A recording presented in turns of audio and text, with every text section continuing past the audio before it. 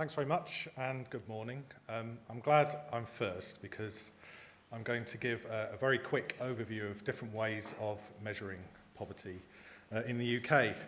And I think it's a sobering thought that there are now more measures of poverty than there are households in poverty in the UK. I'm glad you laughed. So I'm going to talk a bit about how we define poverty first before talking about some of the measures. I think that's very important and it's often forgotten. We seem to move quickly to how we're measuring poverty and say that's the definition, whereas the definition should almost be free of statistical considerations to start with. So can we agree on what poverty is? At JRF we've been trying to set out a definition of poverty to form the basis of our work and research on the topic. And it's quite simple. It's when your resources are not enough, not sufficient to meet your minimum needs. I mean, I say it's simple, it's a short sentence, but each term within it is quite complicated and contested. For instance, what resources do people deserve if they're in or out of work, if they're disabled or their parents? Resources can include financial as well as non-financial resources. They can also be direct, such as your capital, social capital or capabilities, but also indirect, the services that you make use of. So already that's quite a broad and complex aspect of our definition. Whether your resources are sufficient depends on your income centrally, but also what things cost and how you use your resources to meet your needs. And defining minimum needs is also tricky. It depends on your relationships, refer to your health, nutrition, housing, education, clothing, basic services, but also, importantly, social participation.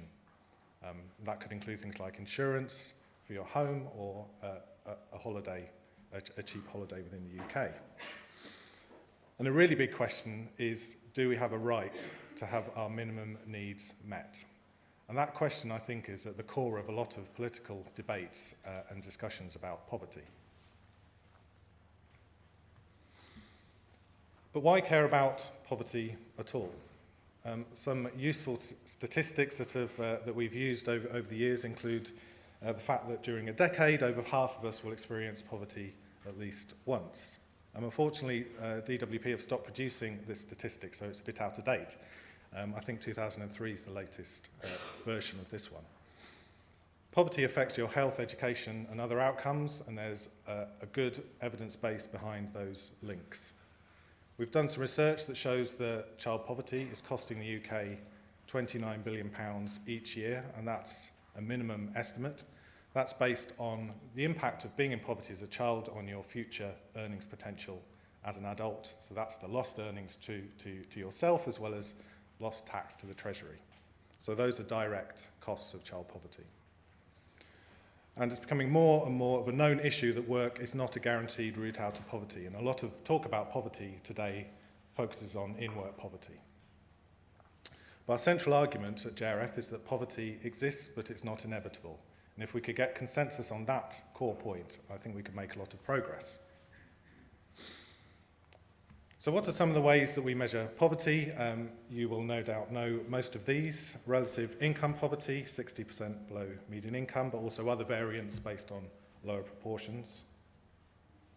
The fixed threshold or absolute income measure.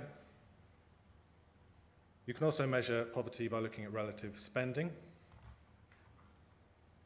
There are measures based on material deprivation, commonly combining that with a low income measure. We also do our minimum income standard research. That will take about an hour to talk about, so I've just put the web link for more details, and I think Mark Easton might be mentioning it a bit later. There are measures around life chances and social mobility. If there are a lot, in particular in the social mobility strategy that's come out of the Cabinet Office. There's also dynamic measures, which is very important. They need to be at the heart of how we measure poverty, so we can look at persistent, recurrent and transient experiences of poverty. And there's also multi-dimensional measures. These are more commonly used in global poverty indices, but there is some use in the UK. I think Oxfam in particular are promoting their donut which some of you may be aware of in this context. And again, I'm glad I'm going first, so I get to be the first one to show this chart. You may see this a few times today. It's the long view of relative poverty in the UK. And you can see very different trends there for the relative, the absolute measure, and at the bottom there, the severe measure. I think there are some interesting sub-trends within that. So, for instance, on the absolute measure, you see a kind of pretty steady and steep decline back from the early 60s up to 2001. But then it's been pretty much flat since then. So the idea that absolute poverty would kind of take care of itself has proven not to be the case. So I think it's important that we look at all these different measures because they're telling us different things. So what are some of the pros and cons of the different measures? Relative income poverty has a history, commonly used across Europe and other countries, and it's broadly based on what people need. So the 60% of median is a shortcut to what minimum needs are. And it does take account of things like council tax, water rates. The after housing cost measure obviously takes account of your housing costs, which includes building insurance and mortgage interest for people who are in that situation. So it is much broader than is commonly depicted. However, the 60% aspect to it is arbitrary. Many people think it's impossible to eradicate, and certainly looking at experience in this country and elsewhere around the world shows that to be the truth. There's an issue with data quality, particularly at the bottom end, with people on very low incomes. And it's really more of an inequality measure, looking at middle to bottom inequality in the income distribution. The absolute measure, so-called absolute measure, is rhetorically stronger, and it's perhaps easier to reduce, but not at present, going back to that red line on the chart before. And really it's measuring relative spending power because it's uprated by inflation after being fixed at a point in time. And it's not really anything to do with absolute poverty. Spending poverty is possibly a better guide to direct living conditions. However, there's no real interest in policy circles in this measure, and it's confounded by some people saving their money rather than spending it. And again, there's an issue about the data quality. Is it really measuring the full spending of households? And again, material deprivation more directly measures living standards. But there's a really tricky question about which items to choose, which ones count as being deprived of if you can't afford them, and making sure that this keeps up with social norms over time. Our minimum income standard is not arbitrary because it's rooted in public consensus about and social norms about minimum needs.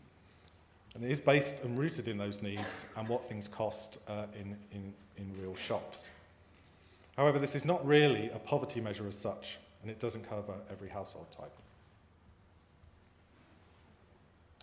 Life chances measures are longer term and they're quite often dynamic. They're thinking about people's prospects for the future.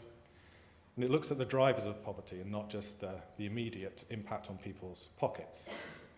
However, these are very hard to measure, and it downplays the structural causes of poverty and can be used to blame parents and other people for their own situation, rather than looking at both aspects. Dynamic measures are a much better representation of what's really happening to people. However, these are harder to interpret, harder to get messages out to people that they can understand. There's a big lag in getting the data on what's happening now.